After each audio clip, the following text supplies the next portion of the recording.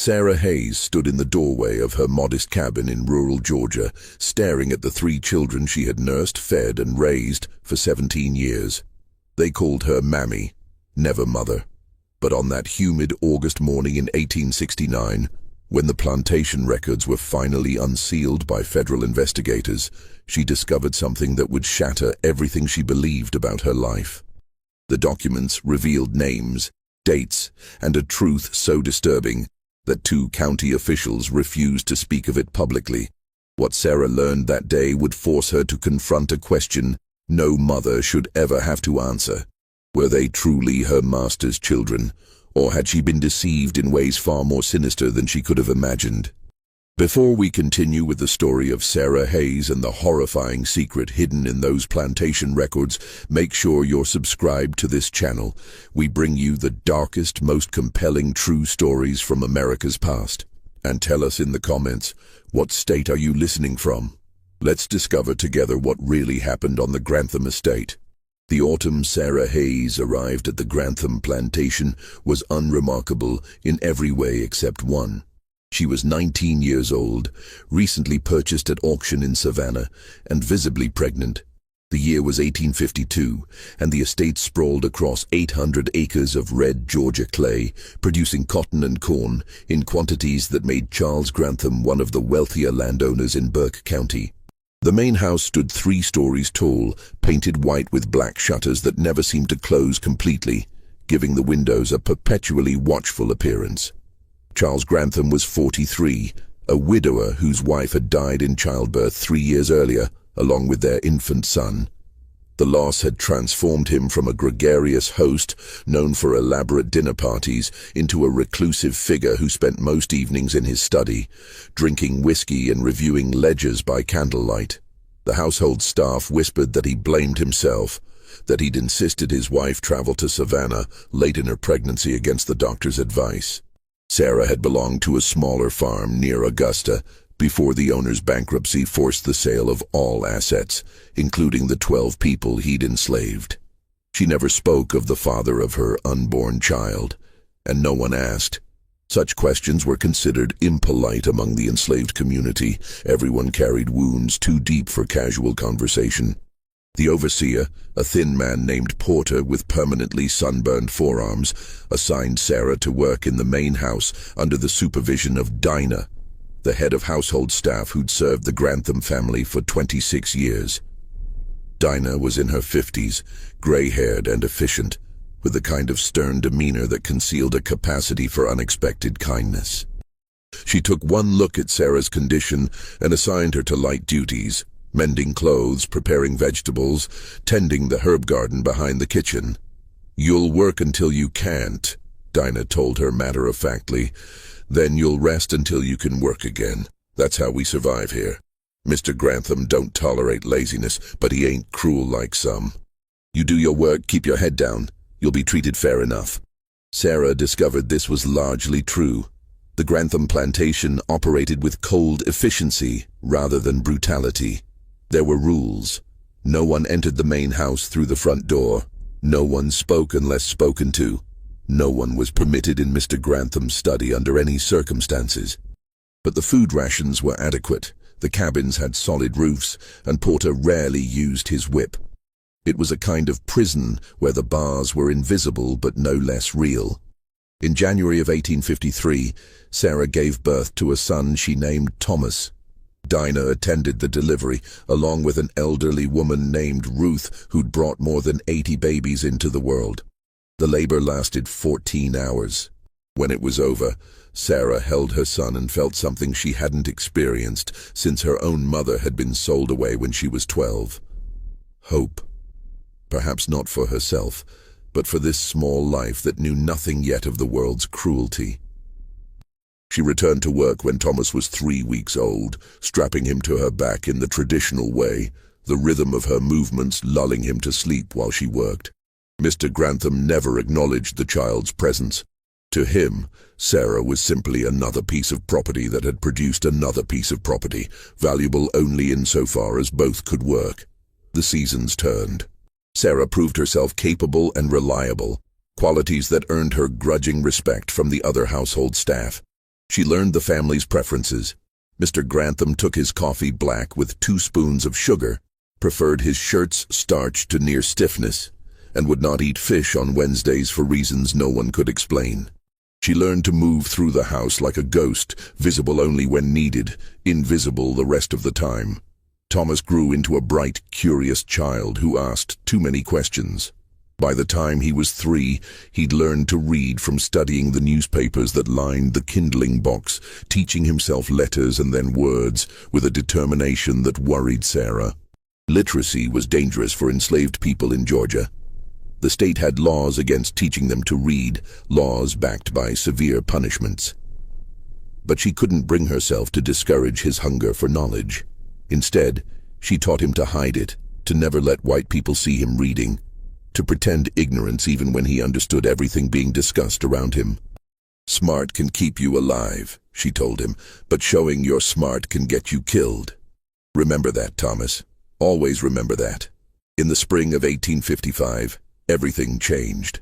Mr. Grantham announced his engagement to Margaret Yancey, the 28-year-old daughter of a prominent judge from Augusta. The household exploded into preparation. Every room was cleaned and repainted. New furniture was ordered from Savannah. The gardens were redesigned by a landscape architect from Charleston.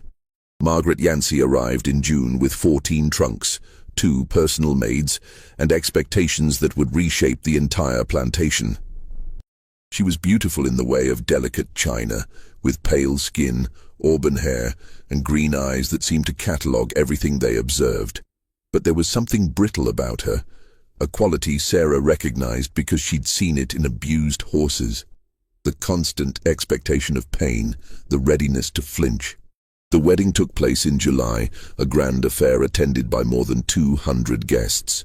Sarah worked in the kitchen for 3 days straight, preparing dishes she'd never tasted: roasted duck with cherry sauce, 7-layer cakes, custards flavored with vanilla and almond. She watched through the kitchen window as the guests danced on the lawn, their laughter carrying on the humid evening air. It seemed like a scene from another world entirely, one where people could afford to be careless with happiness. Margaret took control of the household with surprising firmness. She rearranged staff assignments, implemented new schedules, and insisted on European-style service that required extensive retraining. She was neither kind nor cruel, simply distant, as if the enslaved people who surrounded her daily were pieces of furniture that happened to move and speak. But she was particularly distant with Sarah. She never looked directly at her, never addressed her by name, referred to her only as the girl, even though Sarah was by then 22 years old. Dinah noticed but offered no explanation, only a warning. Stay out of her sight much as you can. Some folks got their reasons for the way they are, and those reasons ain't our concern. A year after the wedding, Margaret announced she was pregnant. The household's atmosphere transformed overnight. Mr. Grantham, who'd been somber for years, suddenly smiled at dinner, ordered imported wines, spoke enthusiastically about the future. Margaret withdrew even further, spending most of her time in her rooms, seeing no one but her personal maids and the doctor who visited weekly from Augusta. The pregnancy was difficult. Margaret suffered constant nausea, headaches so severe she couldn't tolerate light or sound, fainting spells that left her unconscious for hours. The doctor prescribed bed rest and laudanum, both of which she embraced with an intensity that worried the household staff. In March of 1857, she went into labor. The screaming could be heard throughout the entire house, terrible sounds that seemed to last forever. Sarah, working in the kitchen, felt her stomach clench with each cry. She remembered her own labor with Thomas, the pain that had felt like dying. But Margaret's screams had a different quality.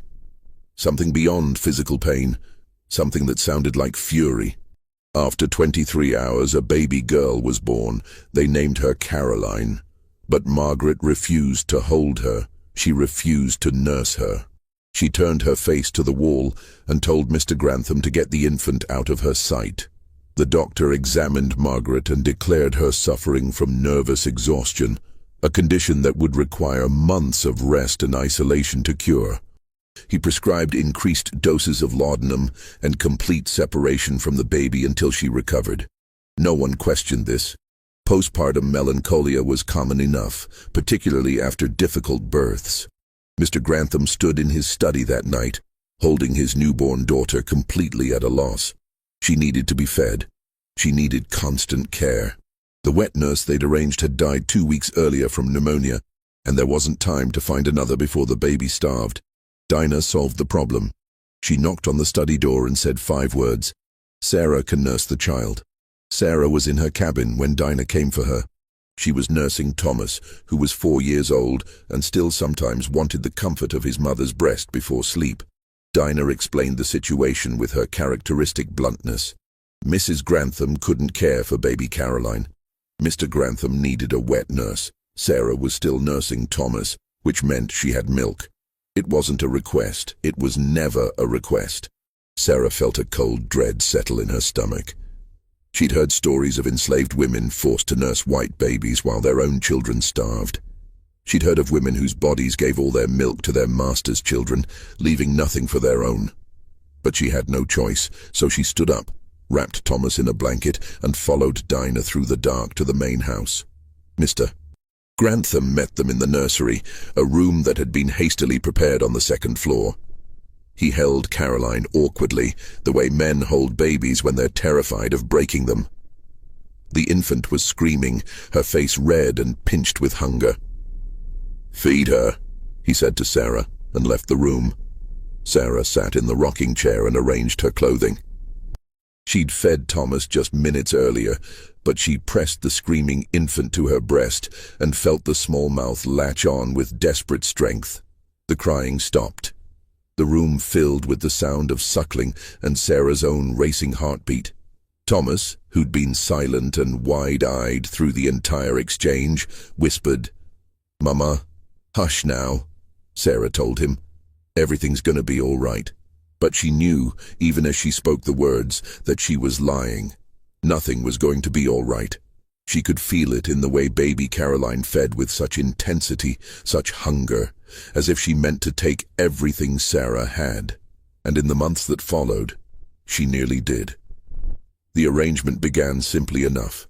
Sarah would come to the main house every 4 hours to nurse Caroline. Between feedings, she could return to her cabin to care for Thomas and handle her other duties.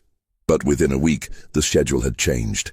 Mr. Grantham decided it was inefficient for Sarah to travel back and forth. She was moved into a small room adjacent to the nursery, a servant's chamber with a narrow bed, a washstand, and a single window that overlooked the back gardens. Thomas was left in the cabin with an elderly woman named Mattie, who looked after several children while their parents worked.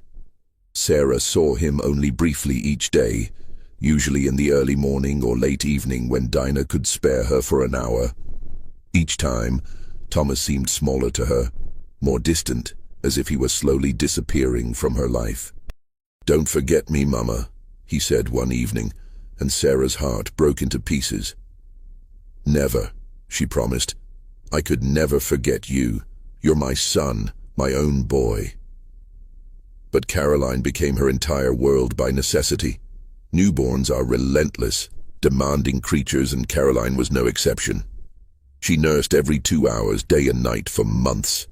She had colic that made her scream for hours, until Sarah learned to lay her on her stomach across her lap and rub her back in slow circles. She developed a rash that covered her entire body, requiring constant baths and applications of calendula ointment. She wouldn't sleep unless someone was holding her, so Sarah learned to sleep sitting upright in the rocking chair, the baby against her chest, waking at the slightest movement. Mr. Grantham visited the nursery daily, usually in the evening. He would stand over the cradle and watch Caroline sleep with an expression Sarah couldn't interpret. It wasn't exactly love. It was more like surveillance, as if he were checking to make sure she still existed. He never asked about Thomas. He never acknowledged that Sarah had her own child who needed her. To him, she was simply a function, a source of nutrition for his daughter, as impersonal as a bottle or a feeding schedule. Margaret never came to the nursery. According to the maids who attended her, she spent her days in bed, drifting in and out of laudanum dreams. occasionally asking about the weather or what was being served for dinner, but never mentioning her daughter. The doctor continued his weekly visits and pronounced her condition unchanged. Nervous exhaustion, requiring complete rest and isolation. As Caroline grew, Sarah found herself developing feelings she'd never expected. Affection, tenderness, even a kind of love for this child who wasn't hers. She told herself it was natural, that any woman who spends every waking moment caring for an infant would form an attachment. But it felt more complicated than that. It felt like betrayal. Of Thomas. Of herself. Of everything she believed about survival and resistance in a system designed to destroy both. When Caroline was 6 months old, Margaret died. She'd taken too much laudanum one evening, whether intentionally or accidentally no one could say. They found her in the morning, pale and cold in her elaborate bed, her face peaceful for perhaps the first time since her wedding day. The funeral was a grand affair, attended by prominent families from across the region. Mr. Grantham stood beside the grave with Caroline in his arms, stone-faced and silent. Sarah watched from a distance, holding Thomas's hand, feeling the guilt of being glad that Margaret was gone, because it meant Caroline would need her even more completely now. After Margaret's death, the household settled into a new rhythm. Mr. Grantham became both father and mother to Caroline, though in practice this meant Sarah continued to provide all actual care while he made decisions about her upbringing. He hired a tutor for when she'd be old enough for lessons. He ordered elaborate dresses from Savannah and Charleston. He commissioned a portrait painter to capture her image every year on her birthday. When Caroline was 2, Mr. Grantham married again, this time to a widow named Helen Bradford from Macon. Helen was 41, practical rather than beautiful, with 3 grown children from her first marriage and no interest in having more.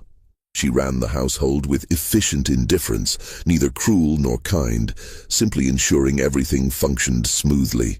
She never interfered with Sarah's care of Caroline. 2 years after that marriage, Helen gave birth unexpectedly to twins, a boy and a girl they named Robert and Elizabeth. The pregnancy had been a surprise, the delivery quick and without complications. Helen recovered rapidly, but she had no interest in nursing. She'd hired a wet nurse for her first 3 children and saw no reason to change that practice now. Except there was a problem. The wet nurse they'd arranged became ill with influenza and couldn't take the position, and Sarah was still nursing Caroline, who was 4 but refused to be weaned. Mr. Grantham made the obvious decision. Sarah would nurse all 3 children. Dinah brought Sarah the news with an apologetic expression. "I know it ain't right," she said quietly. "I know it ain't fair. But you know how it is." Sarah did know. She always knew. She took the twins into her care, arranged them on her lap with Caroline curled against her side, and fed them all while Thomas watched from the doorway with eyes that had grown old far too young. He was 9 years old now, tall and thin, working in the fields because he was too old for the cabin nursery and too young for skilled work. "You got 3 children now," he said to her one evening, his voice flat. "White children. Must be nice having children that matter." "Thomas, no." Sarah reached for him, but he stepped back. "It's fine, Mama. I understand how it works. I've always understood." He left the room, and Sarah sat in the darkness with Caroline sleeping against her shoulder, feeling the truth of his words like a knife between her ribs. The years passed. Caroline grew into a bright, affectionate child who called Sarah Mammy and seemed genuinely fond of her. Robert and Elizabeth were more difficult. They were demanding, prone to tantrums, and showed early signs of their father's cold temperament. But Sarah cared for them all with the same meticulous attention, because her survival depended on it. If anything happened to these children, she would be blamed. If they were unhappy, she would be punished. Her entire existence had become synonymous with their well-being. Thomas grew up at a distance from her. He worked in the fields, learned carpentry from the estate's handyman, and became a quiet, serious young man who spoke rarely and smiled never. When they saw each other, which was seldom, he was polite but distant, calling her ma'am instead of mama. as if they were strangers rather than mother and son. "I lost him," Sarah told Dinah one night, the words pulled from somewhere deep and painful. "You didn't lose him," Dinah said. "He's just protecting himself the only way he knows how. Can't blame a boy for that."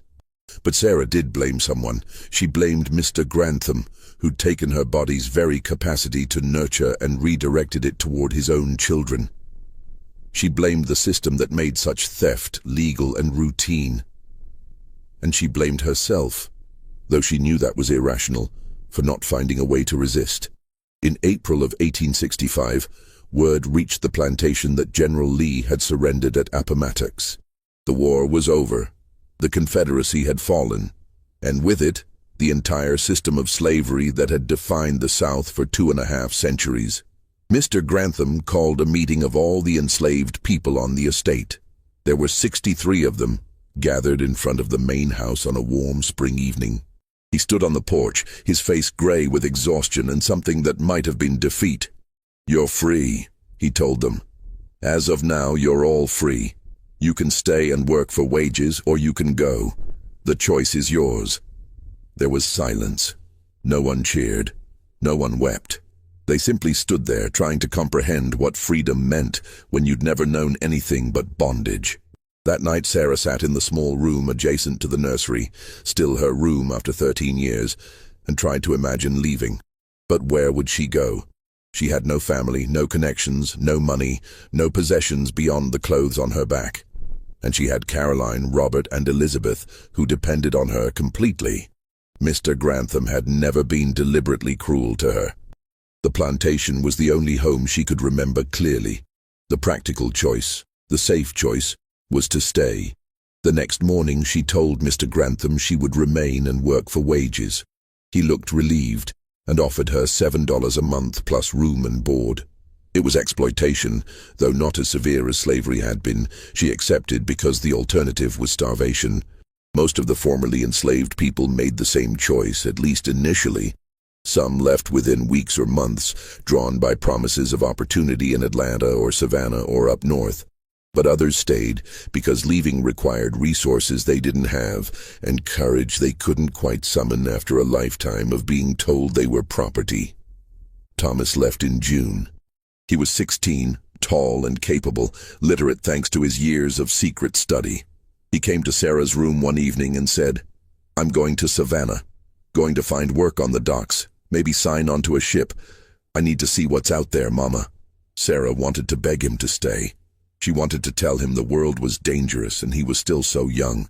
But she looked at his face and saw the determination there, the desperate need to become something other than what this place had made him. "You write me," she said. "You promise you'll write me." "I promise," he said, and hugged her briefly before pulling away. "I got to go now, before I lose my nerve." She watched him walk down the long drive in the dawn light, carrying everything he owned in a single canvas bag, and felt something inside her finally break completely. The years after the war were difficult for everyone, but particularly for the Grantham household. The plantation's income dropped dramatically as the labor force shrank and cotton prices fluctuated wildly. Mr. Grantham sold parcels of land to cover debts. Helen's jewelry was quietly pawned in Augusta. The household staff was reduced to just 5 people: Dinah, Sarah, a cook named Pearl, and 2 men who handled outdoor work and maintenance. Caroline, Robert, and Elizabeth grew up in this diminished world, unaware that they were experiencing decline rather than normalcy. Caroline was their father's favorite, though he'd never admitted it aloud. She was clever and kind, with her mother Margaret's beauty, but none of her brittleness. She read voraciously, played piano beautifully, and asked thoughtful questions about everything from politics to philosophy. The twins, by contrast, seemed determined to embody every negative stereotype of spoiled Southern gentry. Robert was arrogant and lazy, constantly reminding the household staff of their inferior status. Elizabeth was vain and manipulative, skilled at playing her parents against each other to get what she wanted. Sarah continued to care for all 3 children, though the nature of her duties evolved as they aged. By the time Caroline was 14, Sarah's role had shifted from nursemaid to something closer to a personal servant, arranging her clothes, styling her hair, helping her dress for social occasions. She still felt affection for Caroline, even love, though she'd learned to keep those feelings carefully compartmentalized. This was her job now, nothing more. Thomas wrote occasionally, brief letters that arrived every few months describing his life in Savannah. He'd found work at the shipyards, then later as a clerk for a shipping company. He'd learned bookkeeping and navigation. He'd joined a church and made friends. He was building a life, and Sarah was proud of him even as she mourned the distance between them. "Why does Mammy cry when she gets letters?" Elizabeth asked one day, watching Sarah carefully fold one of Thomas's notes and tuck it into her apron pocket. "Because she's foolish," Robert answered before Sarah could respond. "Daddy says colored people are too emotional for their own good." "That ain't true," Caroline said sharply. "Mammy's not foolish. Maybe she misses someone. Maybe the letter is from family." "You don't have family, do you, Mammy?" Elizabeth asked with the casual cruelty of a child who doesn't understand the impact of her words. "I thought all your people died or ran off." Sarah swallowed the rage that rose in her throat and forced her voice to remain level. "I have a son. His name is Thomas. He lives in Savannah." The three children stared at her. It was perhaps the first time Sarah had ever volunteered personal information about her life. "You have a son?" Caroline said slowly. "But I never knew that. Why didn't I know that?" "You never asked, Miss Caroline." Caroline's face flushed, and she looked genuinely distressed. "That's not fair. I should have known. You've been taking care of us our whole lives, and I don't know anything about you." "That's how it's supposed to be," Robert said dismissively. "They're not our friends, Caroline. They're servants. She raised us," Caroline said, her voice rising. "Don't you understand that? She fed us and held us and sat up with us when we were sick. Doesn't that mean anything?" Robert shrugged. "It means she was doing her job. Daddy paid her, didn't he?" The conversation ended there, but something had shifted in Caroline. She started asking Sarah questions about her life before the plantation, about her parents, about Thomas. Sarah answered carefully, never revealing too much, always conscious that these children were still her employer's children, and anything she said could be used against her. In 1868, when Caroline was 16, she announced her intention to attend a female seminary in Macon. Mr. Grantham was reluctant. He preferred to keep her close. But Caroline insisted with the kind of polite stubbornness that eventually wore down opposition. She would go for 2 years, study literature and music and natural philosophy, and then return to prepare for marriage and the management of her own household. The night before Caroline left, she came to Sarah's room for the first time in years. She stood in the doorway, already dressed in traveling clothes, looking nervous. "I wanted to thank you," she said formally, "for everything you've done for me. I know I haven't always... I understand now that things were complicated. Are complicated." Sarah sat on her narrow bed and looked at this young woman she'd nursed and raised, who'd called her Mammy but never mother, who'd taken her time and energy and love as if it were simple owed rather than given. "You're a good girl, Miss Caroline," Sarah said, "because it was true and because kindness cost nothing. You study hard and make yourself into someone strong. Will you still be here when I come back?" Caroline asked, and there was something in her voice that sounded almost like worry. "I expect so," Sarah said. "Don't have anywhere else to go." Caroline left the next morning. The house felt emptier without her, though Sarah would never have admitted it aloud. In the spring of 1869, everything changed. A letter arrived from the Bureau of Refugees, Freedmen, and Abandoned Lands, the federal agency tasked with overseeing reconstruction in the South. The letter requested that Mr. Grantham make available all plantation records relating to enslaved people purchased, born, or sold between 1850 and 1865. It was part of a regional effort to help formerly enslaved people locate separated family members and establish legal documentation of their birth and parentage. Mr. Grantham was furious. He ranted at dinner about federal overreach and the indignity of having his private business examined by government bureaucrats. But he complied, because refusing would bring unwanted scrutiny to the plantation's finances and potentially expose other irregularities in his business practices. 2 agents arrived in August, a white man named Collins and a black man named Freeman, both formally dressed and carrying leather document cases. They set up in the plantation office and spent 3 days reviewing ledgers, bills of sale, birth records, and correspondence. On the 3rd day, Agent Freeman asked to speak with Sarah Hayes. Dinah came to find her in the kitchen where she was helping Pearl prepare preserves. "They want to talk to you," Dinah said, her expression unreadable. "The government men. Something about the old records." Sarah's stomach clenched with unease. She wiped her hands on her apron and followed Dinah to the office, trying to imagine what they could possibly want with her. Agent Freeman stood when she entered. He was perhaps 40, with graying hair and eyes that had seen too much suffering. He gestured to a chair across from the desk.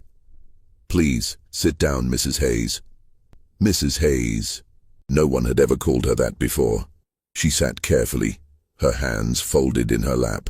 Agent Collins remained standing, shuffling through papers. Agent Freeman opened a leather-bound ledger and turned it so Sarah could see the pages. They were filled with Mr. Grantham's precise handwriting.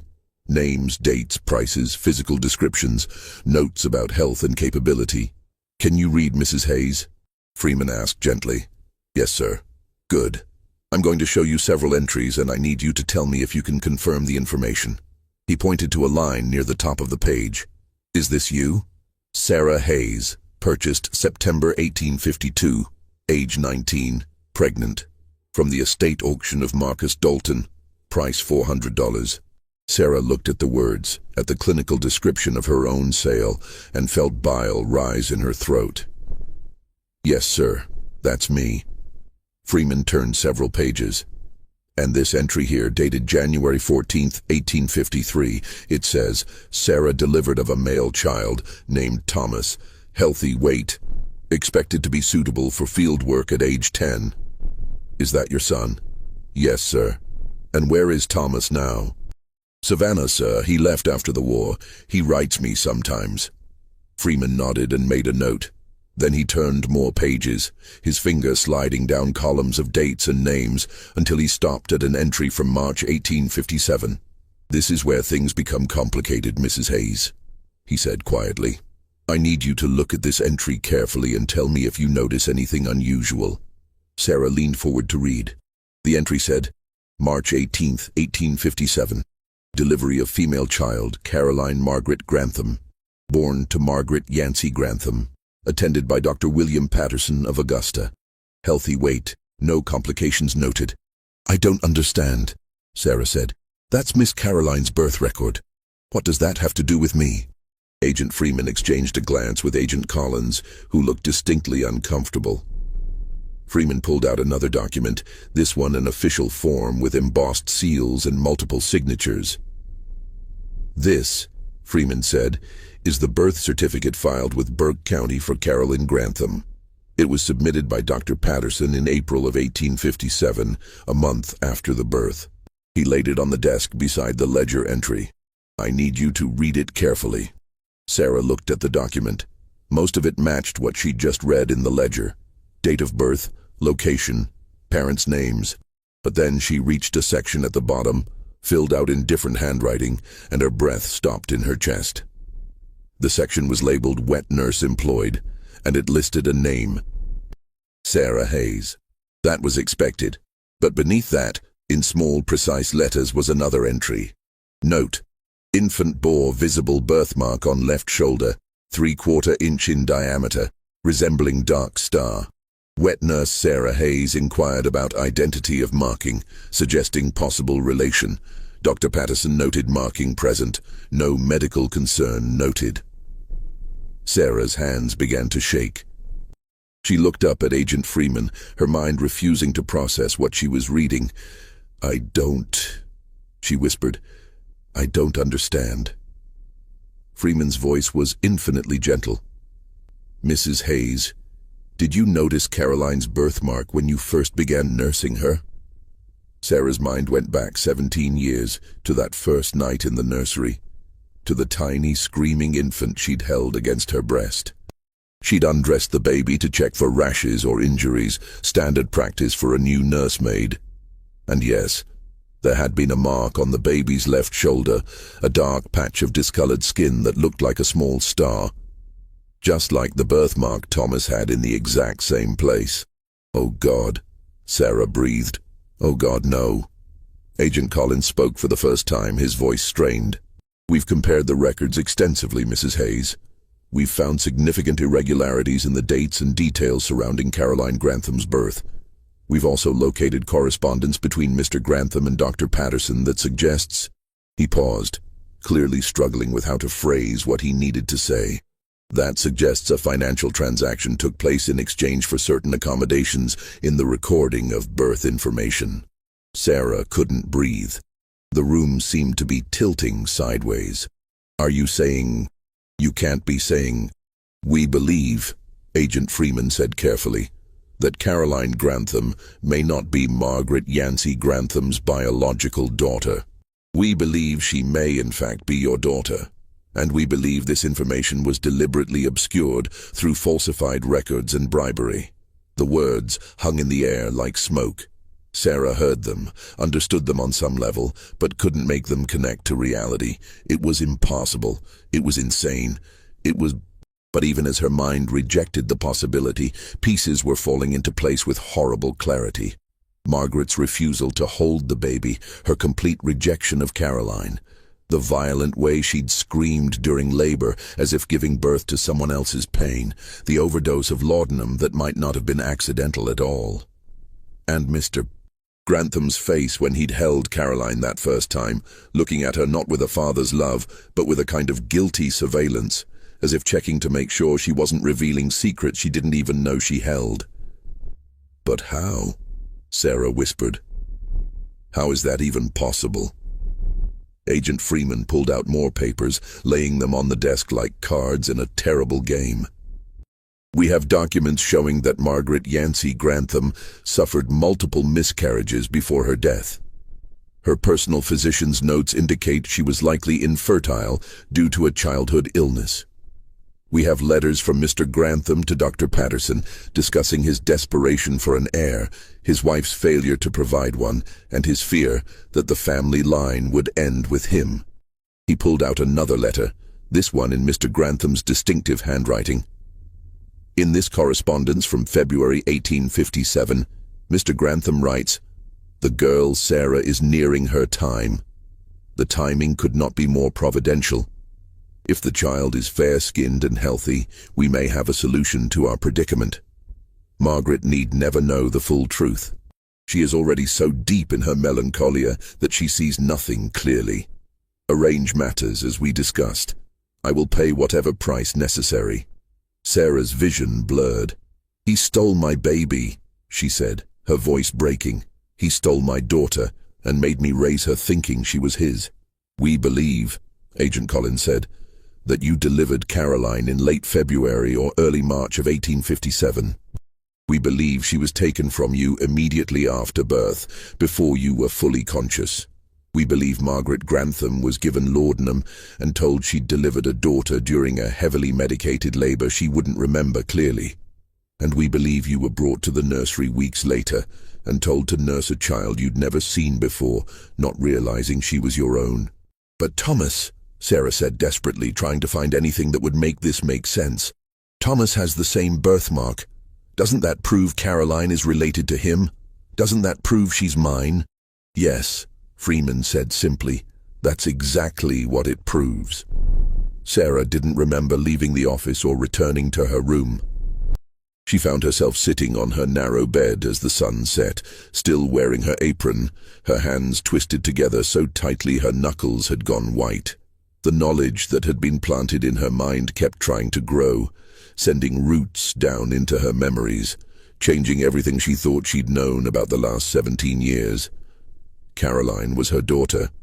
The child she'd nursed and raised and loved and resented and cared for with every breath of her being for 17 years was hers, not Margaret Grantham's, not even truly Charles Grantham's, though he'd signed the papers that said otherwise, hers, which meant she'd had 2 children, not 1, which meant she'd been separated from her daughter at birth, forced to wet nurse her own child while thinking her a stranger, made to give everything to Caroline while Thomas watched and felt abandoned, which meant every moment of guilt she'd felt about favoring these white children over her own son had been based on a lie so monstrous she could barely comprehend it.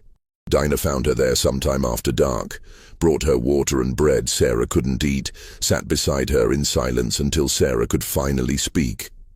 "Did you know?" Sarah whispered. "All these years, did you know?" "No," Dinah said firmly. "I swear before God I didn't know. I knew something was strange about it all, Margaret's refusal to see the baby, the way Mr. Grantham acted about it. But I thought it was just her melancholia, just the tragedy of her mind breaking. I never imagined. He stole my child," Sarah said. "Right out of my body, he stole her. I know. And made me take care of her for 17 years. Made me love her while my son grew up thinking I'd chosen white children over him. I know. What do I do?" Sarah's voice cracked. "What the hell do I do with this?" Dinah had no answer. There was no answer, no precedent for this kind of violation, this kind of theft. The agents returned the next morning. They wanted to speak with Mr. Grantham, wanted to confront him with the evidence they'd compiled. Agent Freeman asked if Sarah wanted to be present for that conversation. She said yes, because she needed to see his face when he was forced to admit what he'd done. They gathered in Mr. Grantham's study, the room Sarah had never been permitted to enter during all her years of servitude. It was lined with books, dominated by a massive desk covered in papers and ledgers. Mr. Grantham sat behind that desk looking older than his 60 years, grey-faced and hollow-eyed. Agent Collins laid out the documents methodically. The ledgers, the letters, the birth certificates with their inconsistencies, the testimony from Dr. Patterson's widow, who'd found her late husband's private journals describing the arrangement. Mr. Grantham listened in silence, his hands folded on the desk in front of him. When Agent Collins finished, the room filled with a silence so complete Sarah could hear her own heartbeat. "Is any of this disputed?" Agent Freeman finally asked. Mr. Grantham looked at Sarah for the first time. His eyes were empty of everything except exhaustion.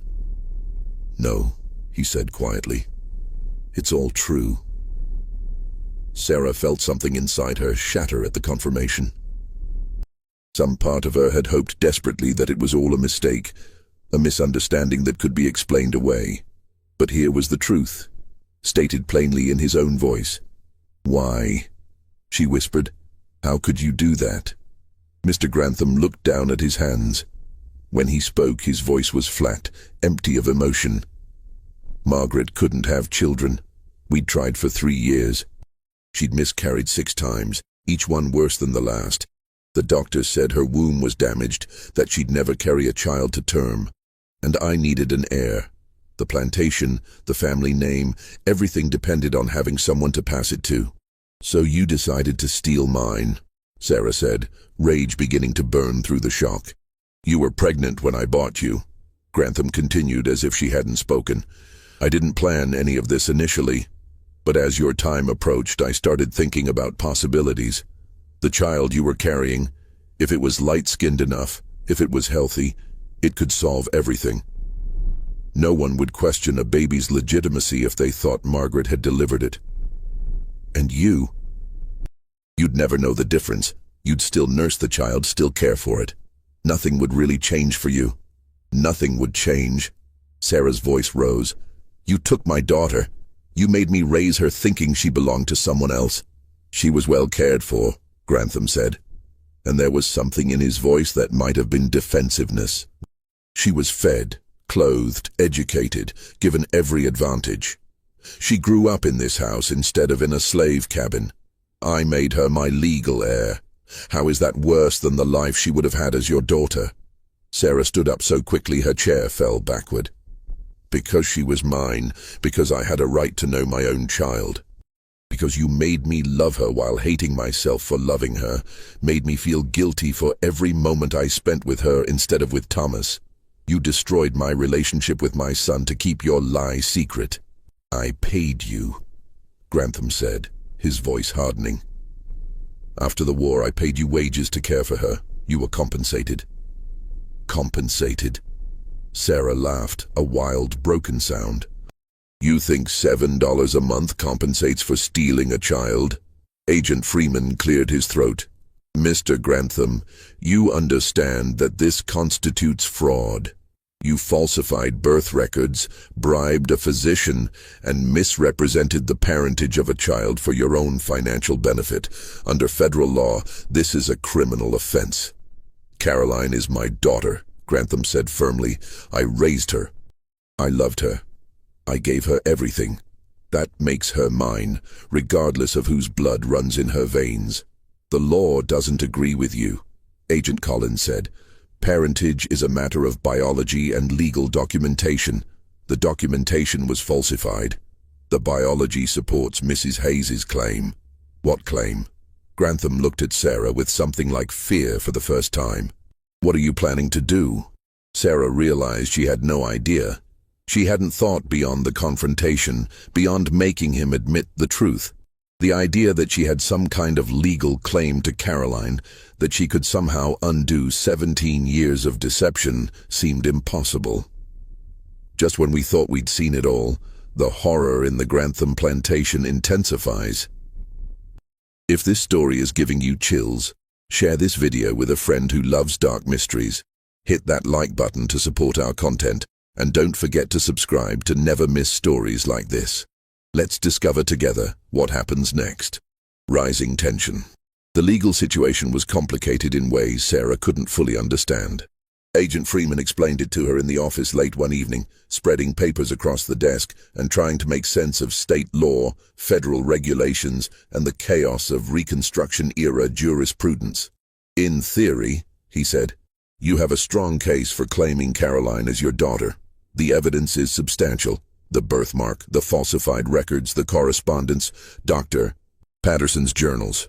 But in practice, there are significant obstacles. What kind of obstacles? Sarah asked. Caroline is legally Charles Grantham's daughter, according to recorded documents. Overturning that would require going to court, presenting all this evidence publicly, and convincing a Georgia judge to rule against a prominent white landowner in favor of a formerly enslaved black woman. It's possible, but... He trailed off, and Sarah heard all the unspoken words in that silence. But unlikely, she finished. Very unlikely, Freeman admitted, particularly because Caroline herself is now legally an adult. She turned 18 last March, which means she has the right to determine her own identity and family connections. Sarah felt something cold settle in her chest. You're saying it doesn't matter what the truth is. It only matters what Caroline believes. Essentially, yes. If Caroline accepted you as her mother, if she wanted to acknowledge the relationship, that would strengthen your case immeasurably. But if she refuses, if she insists on maintaining her identity as Charles Grantham's daughter, he spread his hands, then there's very little anyone can do. Does she know? Sarah asked. Does Caroline know any of this? Not yet. We wanted to speak with you first, determine how you wanted to proceed before bringing her into it. Sarah sat back in her chair, her mind racing. Caroline had always been kind to her, affectionate even. But Sarah was still mammy to her, still a servant despite the wages she now earned. Would Caroline believe this story? Would she want it to be true? Or would she reject it entirely, cling to the identity she'd always known, refuse to acknowledge that the woman who'd raised her was actually her mother? And what about Thomas? He'd already lost so much of his relationship with Sarah because of Caroline. How would he react to learning that his sister, his actual biological sister, had been raised as a white child of privilege while he'd worked in the fields? I need to talk to Thomas, Sarah said. Before we do anything else, I need to talk to my son. She wrote to him that night, a long letter she rewrote 4 times, trying to find words adequate for what needed to be said. In the end, she simply told him the facts. The agents had found evidence that Caroline was her daughter, stolen at birth and passed off as white. She asked him to come home, said she needed him, couldn't face what was coming without him. The letter took 8 days to reach Savannah, and 4 more days for Thomas to arrange time away from his work and travel back to Burke County. When he walked up the long drive to the plantation, Sarah almost didn't recognize him. He was 23 now, broad-shouldered and serious-faced, dressed in a respectable suit that marked him as a working man with steady income. He looked so much like his father that Sarah's breath caught in her throat, though she hadn't thought about that man in years. They sat together in her small room, and Sarah told him everything. Thomas listened in silence, his expression unreadable, his hands resting on his knees. When she finished, he was quiet for a long time. Then he said, "That's why you favored her. All those years, I thought you loved her more than me because she was white, because she mattered more. But it was something else. Some part of you knew, didn't you? Some part of you recognized your own child." "I didn't know," Sarah said desperately. "I swear to you, I didn't know. If I'd known..." "If you'd known what? You'd have loved me more? Paid more attention to me?" Thomas's voice was harsh. "Or would you have done exactly the same thing because you had no choice?" "I don't know," Sarah admitted. "I honestly don't know. But I'm sorry, Thomas. I'm so sorry for all of it." Thomas stood and walked to the window, looking out over the plantation grounds. "What are you going to do? Are you going to tell her?" "The agents think she should know. They think it's her right to know the truth about her own birth." "And what about my rights?" Thomas said. "Do I have any say in whether my sister gets to know we're related? Or is this just another thing that gets decided for me?" "I want you to be part of this," Sarah said. "Whatever we do, I want us to do it together." Thomas turned to face her. His eyes were wet, though his voice remained steady. "She got everything, Mama. Everything that should have been split between us, she got all of it. The house, the education, the respect, the future. And now you want to tell her she's really one of us? You think that changes anything? You think she's going to give up being white to be black?" "I don't know what she'll do," Sarah said. "But she deserves to know the truth." "Maybe," Thomas said. "Or maybe the truth just hurts people and changes nothing." But he agreed to stay, at least until they'd spoken with Caroline. She'd returned from seminary for the summer and was in the house now, probably reading in the library or playing piano in the parlor. She had no idea her entire world was about to shift beneath her feet. They told Caroline 3 days later, in the same office where Sarah had first learned the truth. Agent Freeman insisted on being present, along with Thomas and Sarah. Mr. Grantham was explicitly excluded. Freeman thought his presence would make honest conversation impossible. Caroline entered the room looking puzzled, but not particularly concerned. She wore a pale blue dress, her dark hair arranged in an elaborate style she'd learned at seminary. She looked every inch the Southern lady she'd been raised to be. "You wanted to speak with me?" she asked, addressing Agent Freeman with the polite deference expected of well-bred young women. "Please sit down, Miss Grantham," Freeman said. "We have some information about your birth that you need to hear." Caroline sat, her hands folded in her lap, her expression shifting to confusion when she saw Sarah and Thomas. "I don't understand. What does my birth have to do with them?" There was no gentle way to say it, so Freeman simply laid out the evidence, the documents, the letters, the testimony, the birthmark. He spoke for perhaps 20 minutes, building the case methodically, point by point, until the conclusion was inescapable. Caroline's face went through a series of changes: confusion, disbelief, horror, and finally a kind of blank shock that reminded Sarah painfully of how she'd felt when she'd first learned the truth. "No," Caroline said when Freeman finished. "That's not possible. I'm Charles Grantham's daughter. My mother was Margaret Yancey Grantham. This is insane." "Your mother," Agent Freeman said gently, "is Sarah Hayes, the woman who nursed you, raised you, and cared for you your entire life." Caroline looked at Sarah for the first time, really looked at her, and Sarah saw the moment when it clicked into place. The birthmark, the attachment, the things that had never quite made sense, suddenly making terrible sense. "No," Caroline said again, but with less certainty. "If this were true, why wouldn't someone have told me? Why would everyone have lied?" "Because your father, Charles Grantham, needed an heir," Freeman said, "and because the law at the time made it possible for him to take what he wanted and hide the truth." Caroline stood abruptly. "I need to speak with my father." "He's not your father," Thomas said, speaking for the first time. "Not biologically, that's the point." Caroline turned to him, her expression hostile. "And who are you to tell me who my father is?" "I'm your brother," Thomas said flatly. "Your actual brother. We have the same mother, the same birthmark, the same blood. The only difference is I got raised in a slave cabin while you got raised in the big house." Caroline stared at him, and Sarah saw her trying to process this additional layer of impossible information. "Brother," she repeated numbly. "Half-brother," Thomas corrected. "We have different fathers, but same mother, which makes us siblings whether you like it or not."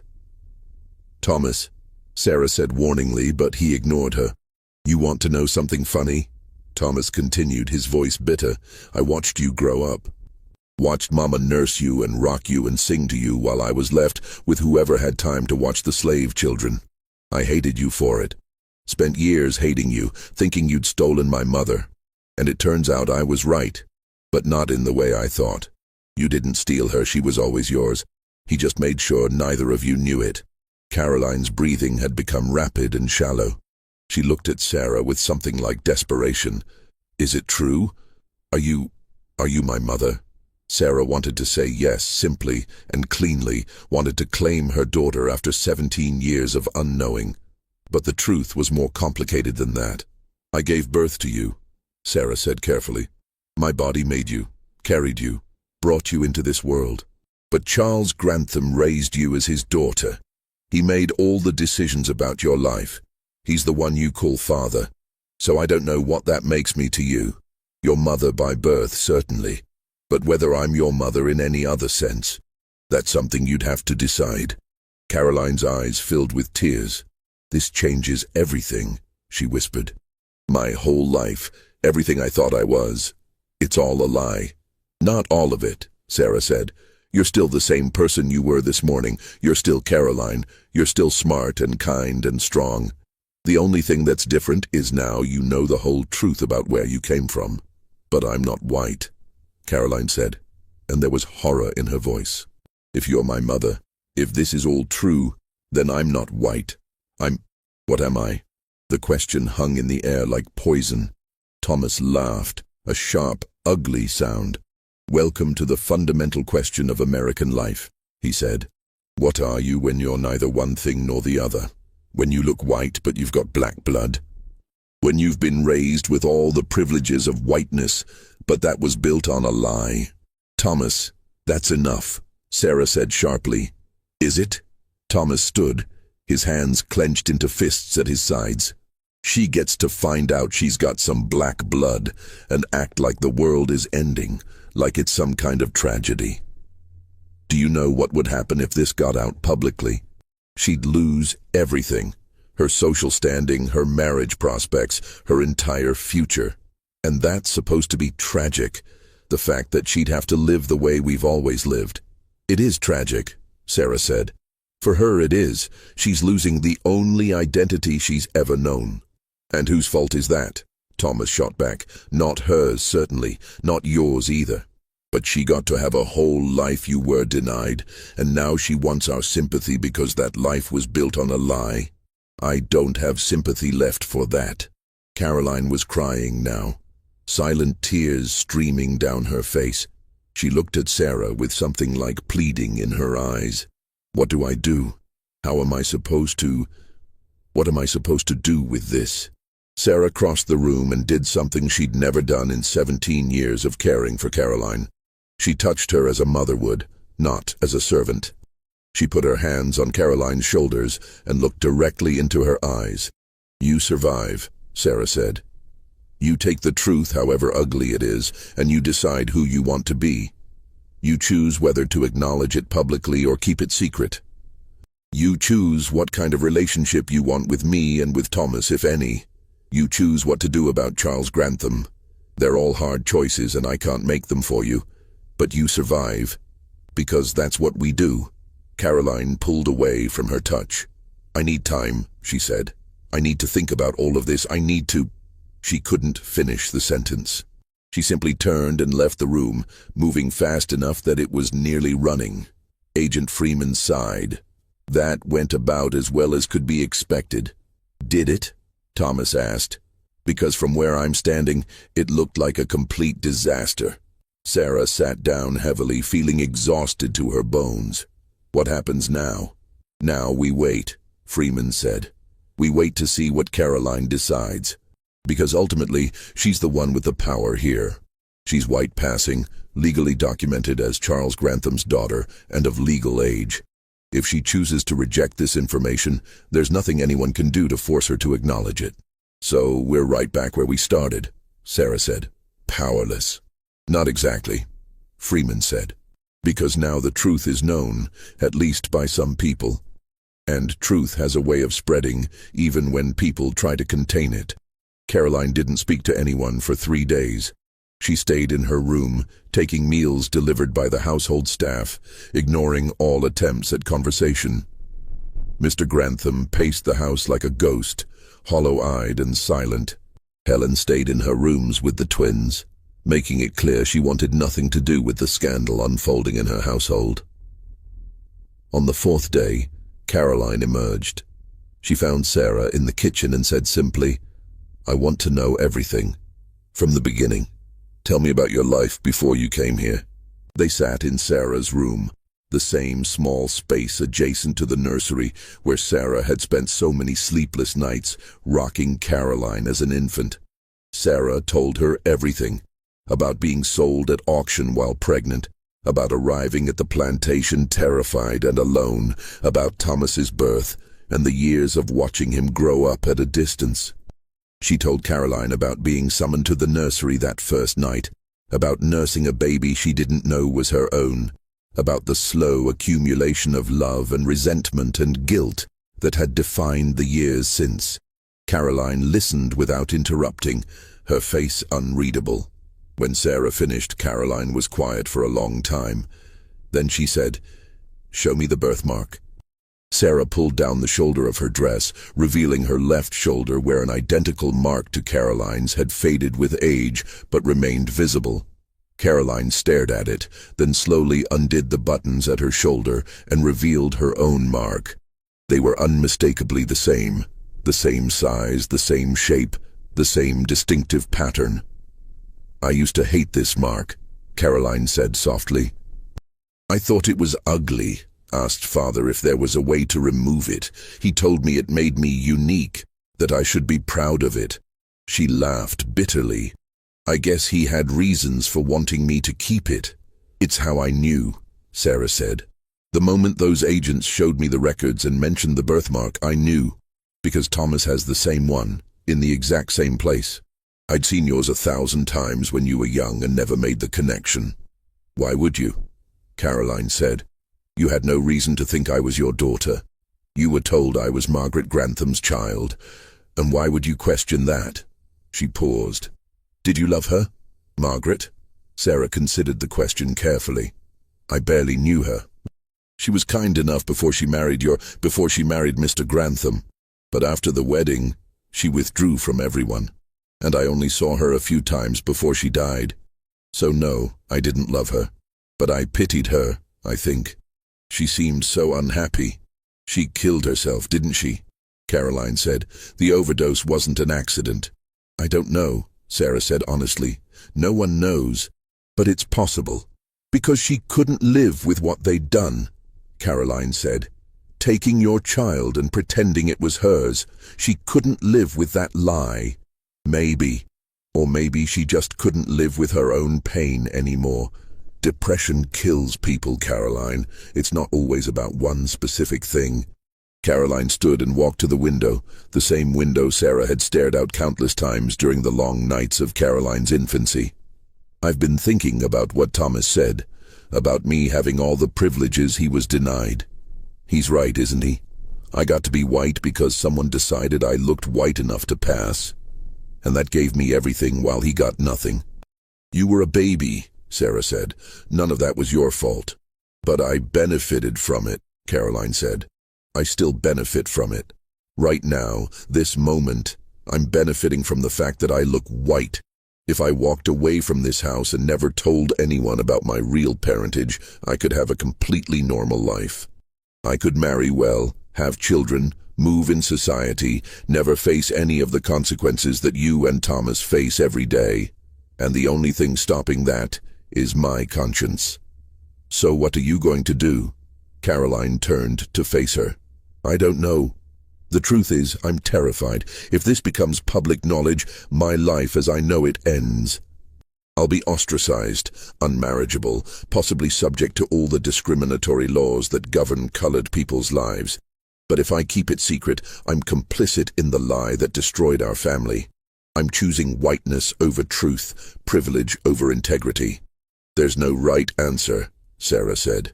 Whatever you choose will cost you something. I know. But here's what I do know. You're my mother. Biologically, unquestionably, you're my mother. And I've spent 17 years calling you Mammy while you served me and cared for me and loved me without ever being acknowledged as what you really were. That's not right. That can't continue. So what are you saying? Caroline took a deep breath. I'm saying I want to acknowledge you publicly as my mother. I want to correct the legal records, change my birth certificate, make it officially known that Sarah Hayes gave birth to me. I want Thomas acknowledged as my brother, and I want Charles Grantham held accountable for what he did. Sarah felt tears spring to her eyes.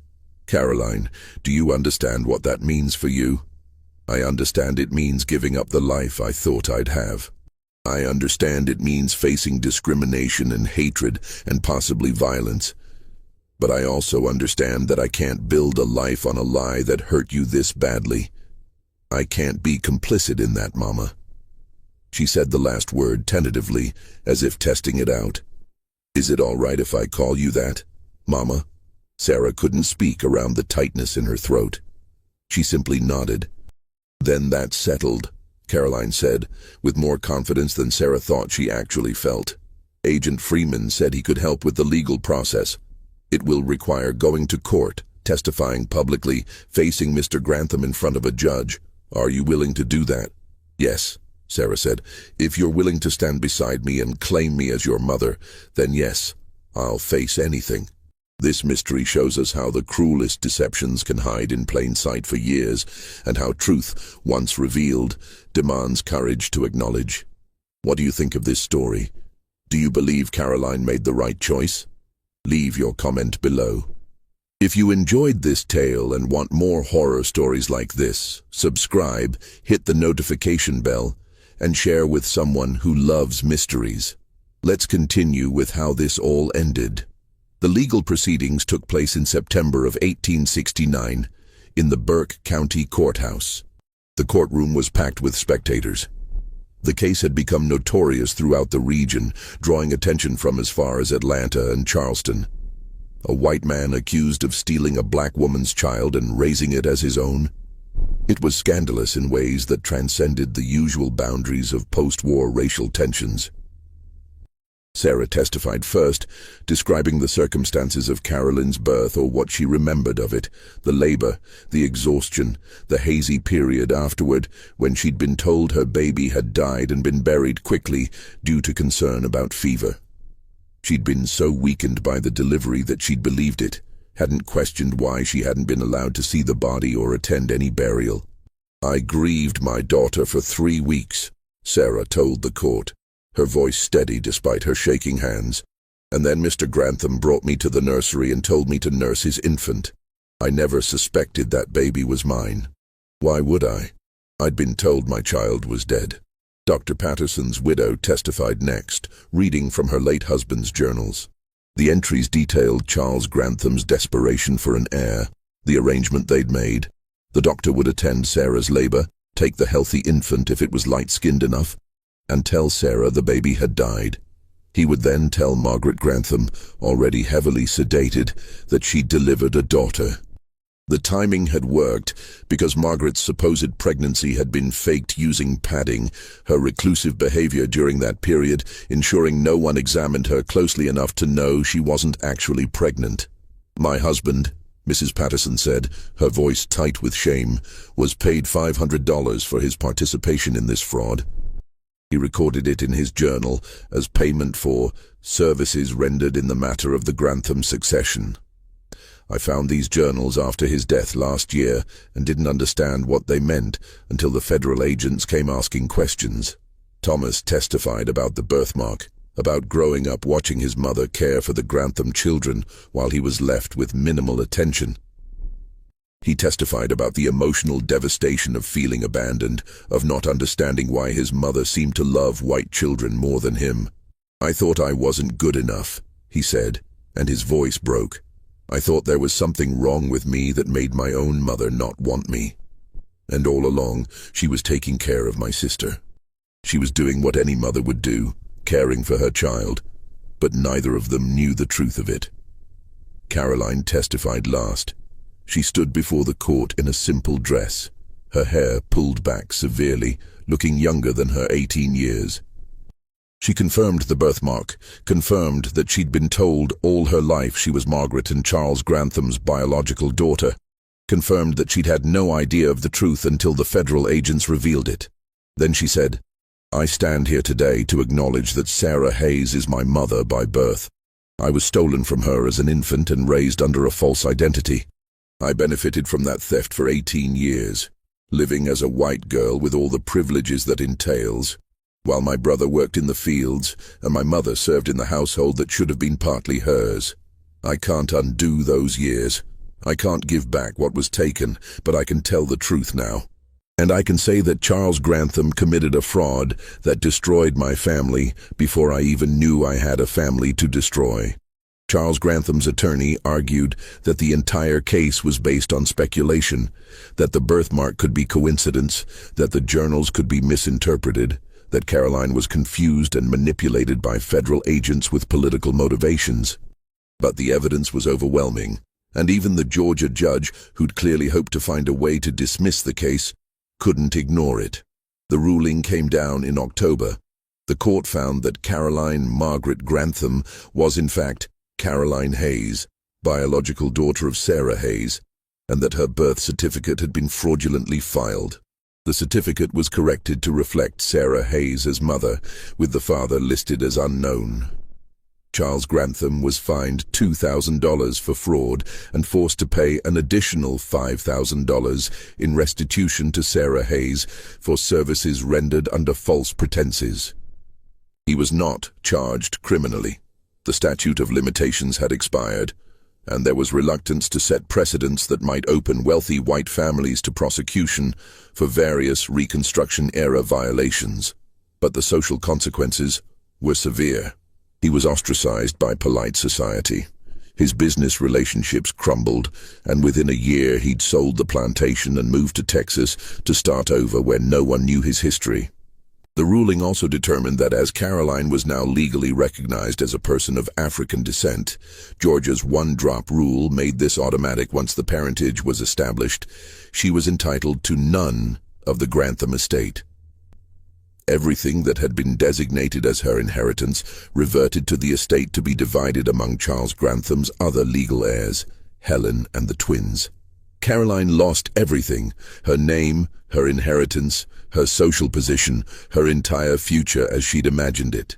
She became, in the eyes of the law and society, colored. All the doors that had been open to her slammed shut. But she gained a family. Sarah, Caroline, and Thomas left Burke County together that November, traveling to Savannah where Thomas had established himself. They took the money from the court settlement, $7,000, more than Sarah had imagined she'd ever see in her lifetime, and used it to buy a small house near the shipyards. Thomas found work for Caroline as a clerk in the shipping company's office, a position she could hold because she could read and write and calculate figures faster than most of the male employees. She worked under her new legal name, Caroline Hayes. The other clerks treated her with the casual prejudice reserved for colored people who'd gotten above their station. But the work was steady and the pay was fair. Sarah started a laundry business, using some of the settlement money to buy equipment and supplies. She employed other women from the neighborhood, providing steady work at fair wages. It was hard work, exhausting work, but it was hers. No one could take it from her. The three of them, mother, daughter, and son, built a life together. It wasn't the life any of them had imagined. Caroline would never marry into society or preside over a plantation household. Thomas would never fully trust that his mother loved him as much as she loved Caroline. Sarah would never recover the years she'd lost with either of her children. But they had each other. They had truth. And they had freedom.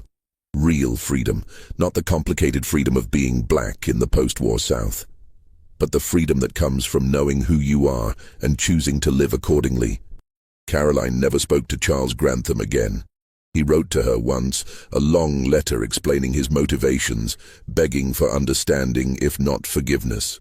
She burned the letter without reading it all the way through.